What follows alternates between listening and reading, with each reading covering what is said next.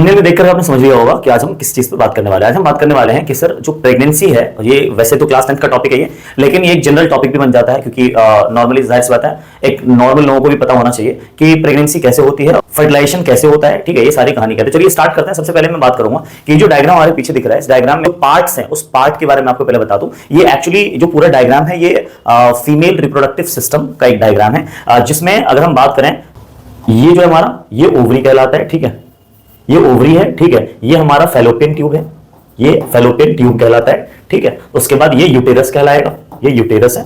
ठीक है, ये भी हमारा फैलोपियन ट्यूब है, ये भी हमारा फैलोपियन ट्यूब है, और ये हमारा क्या है, ओवरी है। क्लियर? आगे पेयर ऑफ ओवरी होते हैं, ओवरी के एक पेयर होते हैं, यानी कि दो ओवरी पाया जाता है फीमेल रिप्रोडक्टिव सिस्टम के अंदर।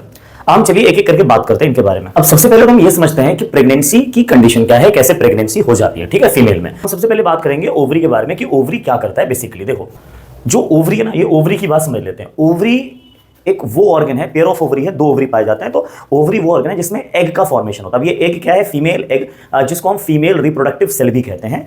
लेकिन क्या होता है कि जो ओवरी है वो हर महीने, हर मंथ ऑल्टरनेट काम करता है। जैसे इस मंथ में इसमें एग का प्रोडक्शन होगा, तो नेक्स्ट मंथ में इसमें एग का प्रोडक्शन होगा। अब हम बात करते हैं, जब एग का प्रोडक्शन होता है सर, तो इसमें मान लो बहुत सारे जो है वो एग के प्रोडक्शन हो गए। ठीक है, बहुत सारे एग बन गए इसके अंदर।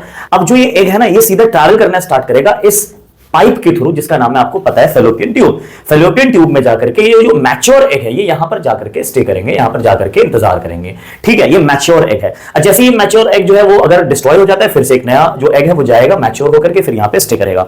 अब सर जो स्पर्म होता है, ठीक है, जो स्पर्म है ना, उसमें क्या होता है, जैसे ये हमारा जो है वो स्पर्म है, और स्पर्म का क्या होता है, इसके पास टेल होते हैं, और स्पर्म मोटाइल होते हैं, मूवेबल होते हैं, यानी कि मोशन कर सकते हैं।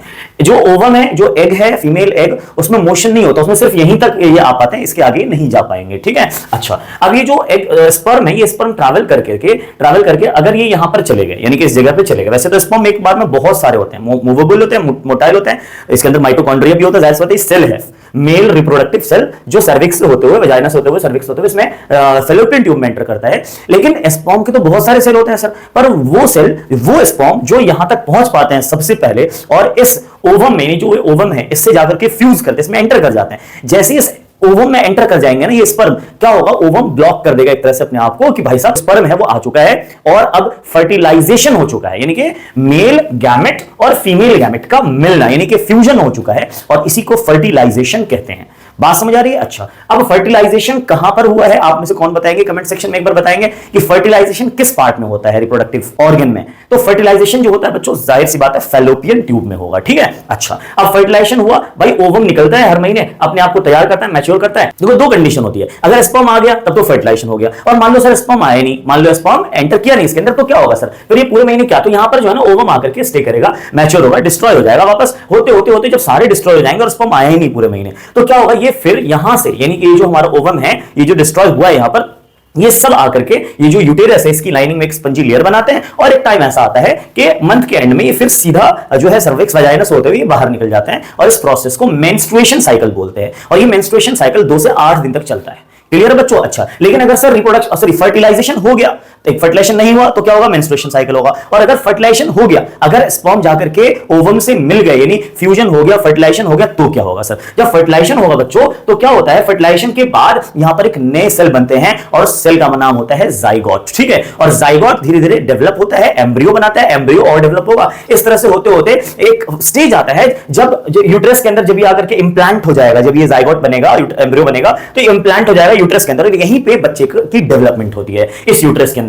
जब बच्चे के हाथ, पांव, आंख, नाक, कान दिखने लगते हैं, ऑब्जर्वेबल कैरेक्टर दिखने लगते हैं, तो बच्चे की इस पोजीशन को हम फिटस कहते हैं, फिटस, FOETUS, फिटस कहेंगे। और फिटस के बाद धीरे धीरे और डेवलप होंगे, अप्रॉक्स अबाउट 8 to 9 मंथ ये जो बेबी है इसका बर्थ हो जाता है। इस तरह से फर्टिलाइजेशन के बाद की कहानी है। आपने सुना होगा कि जो जैसे मेंस्ट्रुएशन साइकिल हो गया, मेंस्ट्रुएशन साइकिल होने के बाद जो फर्स्ट वीक आता है, उस फर्स्ट वीक में एग का, अब जैसे इस मंथ में बना था यहां पर, अब अगले मंथ में यहां बनेगा। तो स्पर्म्स तो बहुत सारे आते हैं ना, स्पर्म तो बहुत सारे आते हैं, इधर भी जाते होंगे, इधर भी जाते होंगे। ये स्पर्म उस ओवरी में जाकर के फर्टिलाइजेशन करेंगे जहां पर ओवम बना होगा। यहां तो अभी ओवम यहां बना था इस वाले में, तो यहां फर्टिलाइजेशन हुआ, यहां बहुत सारे स्पर्म गए होंगे, पर ये डिस्ट्रॉय हो गए होंगे क्योंकि यहां ओवम बना ही नहीं था। नेक्स्ट मंथ में क्या होगा, नेक्स्ट मंथ में मेंस्ट्रुएशन साइकिल हुआ, नेक्स्ट मंथ में अब जो है वो ओवम यहां बनना शुरू हो जाएगा, अब यहां ओवम बनेंगे। ठीक है बच्चों, अब ये ओवम जब यहां बनेंगे तो कई फर्स्ट वीक में तो 1 हफ्ता लेगा ही बनने में, 1 हफ्ता पूरा पूरा ले लेता है बनने में, और उसके बाद सेकंड वीक में आकर के ये मैच्योर होने स्टार्ट होते हैं, यहां पर आके जमा होना स्टार्ट होता है, वही सेम साइकिल। यानी कि सेकंड और थर्ड वीक तक जो फर्टिलाइजेशन के जो चांसेस होते हैं वो पूरे पूरे बने होते हैं। फोर्थ वीक में जाकर के अगर तब भी स्पर्म नहीं आया तो ये मैच्योर धीरे धीरे क्या होता है, बहुत ज्यादा वीक होते चले जाते हैं, और वीक होने के बाद फिर ये लास्ट मतलब आखिरी कगार पे आ जाते हैं मेंस्ट्रुएशन साइकिल के। अगर फर्टिलाइजेशन अगर हो भी गया तो बहुत कम चांसेस है सर्वाइव करने के न्यू सेल के। तो खैर, अब सर एक नई बात ये मैं आपको बताता हूं। अब सर एक चीज और जानते हैं कि अगर सर मान लीजिए ये जो फेलोपियन ट्यूब है इसको काट दिया जाए, इसको कट कर दिया जाए, कई बार लोग कराते हैं, कट करवाते हैं, तो कट करवाने को क्या कहते हैं? इसको कहते हैं ट्यूबेक्टॉमी। ट्यूबेक्टॉमी का मतलब है फेलोपियन ट्यूब को कट करा देना। अब जब फेलोपियन ट्यूब को कट कराएंगे, ऐसा क्यों होता है? क्योंकि इसी को हिंदी में हम लोग नसबंदी भी कई बार कहते हैं, ठीक है। इसको कट करने से क्या होगा कि जो स्पर्म तो जाएगा पर स्पर्म ओवम से जाकर के फ्यूज नहीं हो पाएगा, यानी फर्टिलाइजेशन नहीं होगा, तो प्रेगनेंसी की कंडीशन नहीं आ पाएगी और यहां पर बेबी फॉर्मेशन नहीं पॉसिबल हो पाएगा। क्लियर? ओके। तो इसीलिए जो है जो ट्यूबेक्टॉमी जिसको हम कहते हैं, तो ट्यूबेक्टॉमी कराया जाता है। एक होता है वेसेक्टॉमी, आप सुना होगा, ये मेल रिप्रोडक्टिव ऑर्गन में जो वास्ट डिफरेंस होता है उसको हम वेसेक्टॉमी कहते हैं, उसको काट दिया जाता है वास्ट डिफरेंस को। वो एक सर्जरी, एक तरह की, ये भी सर्जरी वो भी एक सर्जरी है, तो वेसेक्टॉमी हम कहते हैं उस चीज को। अच्छा, अब सर ये ट्विंस कैसे पैदा होते हैं? सर ट्विंस कैसे पैदा होते हैं? कई बार ट्विंस के शक्ल मैच करते हैं, कई बार शक्ल मैच नहीं करते। तो सर ट्विंस पैदा होने के पीछे क्या वजह है? बेसिकली बच्चों देखो, ट्विंस पैदा होने के पीछे वजह ये है कि देखो ये जो स्पर्म आया था अभी और इस ओवम से जाकर के, ये स्पर्म आएगा यहां से, है ना, और स्पर्म आकर के किसी एक ओवम या तो इधर वाले से या इधर वाले से एक ओवम में जाकर के जब ये स्पर्म फ्यूज हुआ,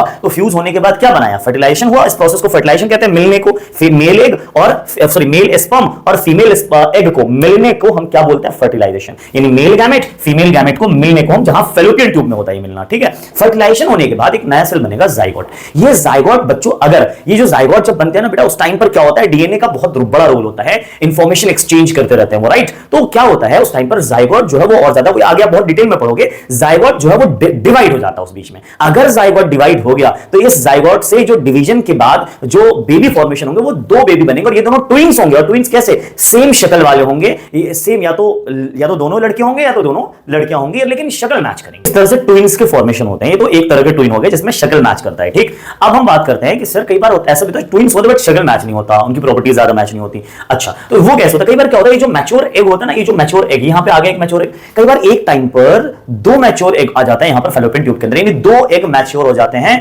और जब यहां से स्पर्म आएगा तो जाहिर सी बात है यार, स्पर्म को तो लेगा ना, एक स्पर्म अगर एक होता तो एक स्पर्म जाकर के एक से जाकर के फ्यूज हो जाता है, बट स्पर्म तो बहुत सारे आते हैं, एक होता तो एक स्पर्म जाकर के एक से फ्यूज हो जाएगा। लेकिन चूंकि स्पर्म बहुत सारे हैं और दो एग मिल रहे हैं, तो कितने स्पर्म जाएंगे आप बताओ? कितने स्पर्म फ्यूज होंगे? दो स्पर्म फ्यूज होंगे। और ऐसे में क्या होता है, दो एग से, दो अलग अलग एग से दो अलग अलग स्पर्म फ्यूज हो जाते हैं, मिल जाते हैं, और यहां दो जाइगोट का फॉर्मेशन हो जाता है। और इस तरह से जो ट्विंस बनते हैं उसमें शक्ल मैच नहीं होते, उनकी प्रॉपर्टीज थोड़ी डिफरेंट होती हैं। तो ये था हमारा ट्विंस बनने के पीछे की वजह।